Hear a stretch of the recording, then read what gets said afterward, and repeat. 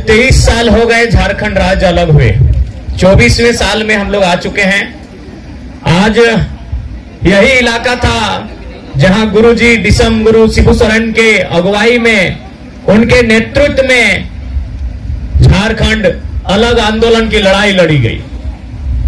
आप शायद जानते होंगे, गुरुजी भले यहां से आंदोलन के लिए लड़ाई लड़े थे, लेकिन उनका गांव यहां नहीं था। उनका गांव हमारे उधर था। बोकारो जिला को पार करके रामगढ़ आता है, वहां एक छोटा सा गोला नाम का प्रखंड है, वहीं पर गुरुजी का गांव है। और गुरुजी का भेंट हुआ उस समय विनोद बिहारी महतो से। तो विनोद बिहारी महतो वकील थे और गुरुजी को उन्होंने दिशा निर्देश दिया, गुरुजी को ज्ञान दिया और उनको कहा कि आप अपने लोगों के बीच जाइए, समस्याएं उनको सुनिए। और तब गुरुजी दुमका क्षेत्र में संथाल परगना के क्षेत्र में आंदोलन किए, महाजनों से लड़े, सूदखोरों से लड़े और तमाम कुरीतियों से लड़ते हुए एक नए झारखंड का निर्माण किया गया। लेकिन आज गुरुजी का आदर सब कोई करता है, पूरा झारखंड करता है, पूरा भारत करता है। लेकिन आज गुरुजी के विचार उनके घर में ही नहीं रहे। आज देखिए, उनकी एक पुतोहू कल्पना सोरेन जेएमएम की तरफ से है और उनकी एक पुतोहू सीता सोरेन बीजेपी की तरफ से है। उनका भाई बसंत सोरेन एक तरफ है। तो आज कहीं न कहीं केवल और केवल गुरुजी जैसा झारखंड चाहते थे।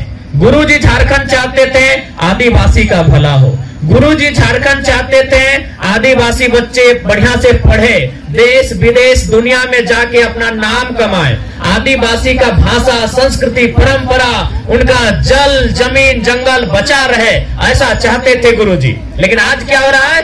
आज जो झारखंड मुक्ति मोर्चा है, आज वो केवल और केवल अपना परिवार का भला चाहता है। आज आपके बच्चों का भला नहीं चाहता है। वो कभी बसंत सोरेन को मंत्री बनाना चाहता है, कभी कल्पना सोरेन को मुख्यमंत्री बनाना चाहता है, लेकिन आपके परिवार के बच्चों का भला नहीं चाहता है। आज इसीलिए आज हमें लगता है कि संथाल समाज के बीच से नए नेता बन के आए। जैसे आज लता टुडू दीदी आई हैं, ऐसे बहुत सारे नौजवानों को आगे आना होगा। आप नौजवानों को सोचना होगा। आप ही बताइए, आज क्या परिस्थिति है? आज हमारे गांव को छीना जा रहा है, आज हमारे जंगल उजाड़े जा रहे हैं, पारसनाथ पहाड़ भी संकट में है। सुने थे ना, उसमें हम ही पहला आंदोलन किए थे। जब पारसनाथ पहाड़ का मैटर आया था, पहला आंदोलन और आवाज हम बुलंद किए थे कि पारसनाथ पहाड़ में मरांग गुरु भी रहते हैं, इसीलिए आप सभी की आस्था का सम्मान कीजिए, लेकिन मरांग गुरु का अपमान आप नहीं कर सकते हैं। कि पारसनाथ किसी एक समुदाय का नहीं है। तो इसीलिए आज कहीं न कहीं जो वर्तमान की सरकारें हैं, जो वर्तमान के नेता हैं, चाहे बीजेपी वाले रहे, खैर बीजेपी तो चाहती ही नहीं है कि जंगल बचे, गांव बचे। वो सारा चीज अडानी को दे देना चाहती है, वो सारा चीज उद्योगपतियों को दे देना चाहती है। लेकिन यहाँ जेएमएम जो जंगल जमीन की सरकार है, आज वो केवल और केवल परिवार की सरकार बन के रह गई है। इसीलिए आज आदिवासी समाज के बीच से नए नेतृत्व आने होंगे। इनको ये बताना होगा कि आदिवासी वोट किसी परिवार की बपोती नहीं है। जो आदिवासी के समस्त समाज के बारे में सोचेगा, सभी के कल्याण के बारे में सोचेगा, आदिवासी समाज उसी के साथ जाएगा। चाहे वो दमयंती मुंडा दीदी रहे, चाहे बेबी लता टुडू दीदी रहे, जो आदिवासी के बारे में सोचेगा, आदिवासी भी अपना वोट उसी को देगा। वो किसी एक परिवार की बपोती बनके नहीं रहेगा। क्या नौजवान, आप ही बताइए, यदि अगर वास्तव में झारखंड मुक्ति मोर्चा आदिवासी का हितैषी है, तो बसंत सोरेन को मंत्री क्यों बनाना? कोई गरीब बुद्धू सोरेन को बनाते, मुकेश सोरेन को बनाते, संजय टुड्डू को बनाते, विकास हांसदा को बनाते, सावन हांसदा को बना देते, अमित किस्कू को बना देते। आदिवासी समाज का ऐसे ही न भला होगा। अब आज बसंत सोरेन मंत्री है, कल्पना सोरेन मुख्यमंत्री की दावेदारी कर रही है, तो कल उनका बेटा बेटी भी करेगा। सीता सोरेन की दोनों बेटी दावा करेंगी कल 2 सीट से। तो आप कहां जाएंगे? आपके हक अधिकार की बात कौन करेगा? एक परिवार से समाज नहीं होता है। इसलिए इस बात को बिल्कुल आप याद रखिए कि एक परिवार से समाज का भला नहीं होगा, 1-2 व्यक्ति से समाज का भला नहीं होगा। इसलिए आज आपको नए नेता बनाने होंगे, नए लीडर तलाशने होंगे, और नए लीडर आपके बीच है। बेबी लता टुडू आपके बीच है, रांची से दमयंती मुंडा आदिवासी समाज की बेटी है, आपके बीच है। और जब ये सदन में जीत कर जाएंगे, सदन में इस बात को रखेंगे, समता कानून को मजबूती से राज्य में लागू कराने पर तर्क देंगे। हमारा जो पेशा कानून है उसे मजबूत किया जाएगा, झारखंड को भी कानून होंगे, चाहे अनुसूची 5 को मजबूती से प्रभावी रूप से लागू करना या इस राज्य को अनुसूची 6 की ओर लेकर जाना, इन बातों को वहां रखा जाएगा। सरना कोड की जो मांग सदियों से चली आ रही है, दशकों से चली आ रही है, उस कोड की मांग को रखना। तो इसलिए आज हमें ऐसे लीडर की आवश्यकता है जो वहां जाए। आज देखिए, आज पूरा और पूरा सिस्टम एक परिवार के इर्द गिर्द, उनका जमीन बोकारो में, उनका जमीन दुमका में, उनका जमीन गिरिडीह में, उनका जमीन रांची में, जबकि आदिवासियों के जमीन को बचाने के लिए जो नियम बने हैं सीएमटी कानून, वो क्या कहता है कि आदिवासी का जमीन आदिवासी ही खरीदेगा, लेकिन थाना के अंदर।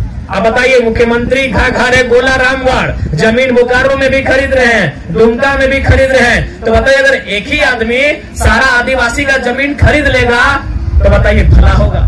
नहीं होगा। इसीलिए आपको आदिवासी समाज की अगर हम बात करें, भला तभी होगा जब लीडरशिप की क्वालिटी हर एक गांव तक पहुंचे, जब लीडरशिप की क्वालिटी हर एक प्रखंड, हर एक जिला तक पहुंचे, तभी किसी समाज का उन्नति होगा। तो हम, चूंकि आपके बीच जो समस्या आ रही है रेल, बिल्कुल ये जमीन हमारी है, ये जमीन हमारे बाप दादा ने खुदकट्टी करके, कोड़कर करके जमीन को तैयार किया है, पहाड़ को काट के तैयार किया है, नदी नाला को मतलब सफाई करके तैयार किया है, जंगल झाड़ी को साफ करके जमीन तैयार किया है। इसीलिए रेलवे अगर गलत तरीके से हमारा जमीन लेगा, बिल्कुल उसका विरोध हम लोग सड़क में भी बैठ के करेंगे, धरना में बैठ के करेंगे, और सदन में भी अगर जीत के जाएंगे तो बेबी लता टुडू आपकी आवाज बनेगी और सदन में भी इस बात को रखेगी।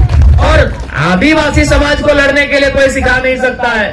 आज हमारे आदरणीय जयपाल सिंह मुंडा क्या कहते थे, वे जब संसद में गए थे, उन्होंने कहा था कि अध्यक्ष महोदय, आप आदिवासियों को लोकतंत्र की परिभाषा मत सिखाइए। जब दुनिया में लोकतंत्र आया नहीं था, तब से आदिवासी समाज में लोकतंत्र चलता आया है। तो आप हमको आदिवासी लोगों को मत सिखाइए दुनियादारी, आप हमें लड़ने के लिए भी मत सिखाइए। अरे जब अंग्रेजों ने पूरे भारत में अपना आधिपत्य जमा लिया था, तब लगातार झारखंड से आदिवासी लोग विरोध किए हैं। उनके तोप का मुकाबला हमने तीर और तलवार से किया है कि नहीं किया है? बताइए। आज यही दुमका की धरती, यही सिद्धू कान्हू की धरती, आज इसी धरती से हमारे जो आदिवासी मूलवासी उस समय हुआ करते थे, उन्होंने हजारों की संख्या में जान देकर अंग्रेजों से मुकाबला किया है। तो इसलिए रेल आए चाहे कोयला आए, आदिवासियों का इतिहास लड़ने का रहा है। हमारा इतिहास अपने अधिकार के लिए लड़ने का रहा है। हम किसी से पीछे नहीं हटेंगे। अरे उतना तो छोड़िए, बिरसा तो लड़े ही लड़े, सिद्धू कान्हू लड़े ही लड़े हैं। एक इस देश में गांधी हुआ करते थे, अरे गांधी आधा धोती पहन के और लाठी से अंग्रेजों से लड़ गए। तो हम किसी से कम नहीं है, इस बात को केवल याद रखिएगा।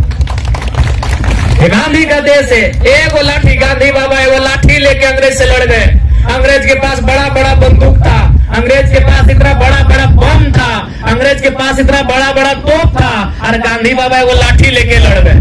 तो हम लोग किसी से कमजोर नहीं है। बस हम लोग हिम्मत कीजिएगा कि ये जमीन, ये जंगल, ये पहाड़, ये गांव, ये खेत, ये खलिहान, ये सरकार की नहीं है, वो हमारी है। सरकार कब बना है बताइए तो? 1947 में। अच्छा बताइए, क्या हम लोग 1947 से यहाँ रहते हैं?